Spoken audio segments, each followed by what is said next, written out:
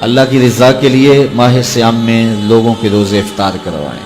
یہ جو نمائشی افطار پارٹیاں ہوتی ہیں ان سے جان چھڑائیں. ریا والا عمل اللہ کو کبھی بھی قبول نہیں. یہ بات ذہن میں رکھیں. بعض کا ہم محنت کرتے ہیں ضائع ہو جاتی ہے چونکہ ریا شامل ہو جاتی ہے. بعض لوگ تو ایسے لوگوں کی افطاری بھی کرواتے ہیں جن کے بارے انہیں یقین ہوتا ہے کہ انہوں نے روزہ نہیں رکھا ہوا، تو ان کو بھی بلا کر کے نمائش کی جاتی ہے کہ ہمارے گھر میں دیکھو کتنے بڑے بڑے منصبدار اور عہدیدار آئے ہیں.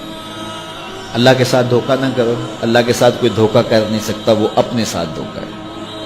جو اللہ کے لیے کام کرو وہ محض اس کی رضا کے لیے کرو، بس بات ختم. جب اس کی رضا کے لیے کرو گے تو اس کا اجر کتنا بڑا ہے. اس کی رضا کے لیے ایک گھونٹ پانی پلا دیا، ایک گھونٹ دودھ دے دیا، ایک چھہارا کسی کو دے دیا، اجر کیا ہے؟ پچھلے سارے گناہ معاف. کتنا بڑا اجر ہے.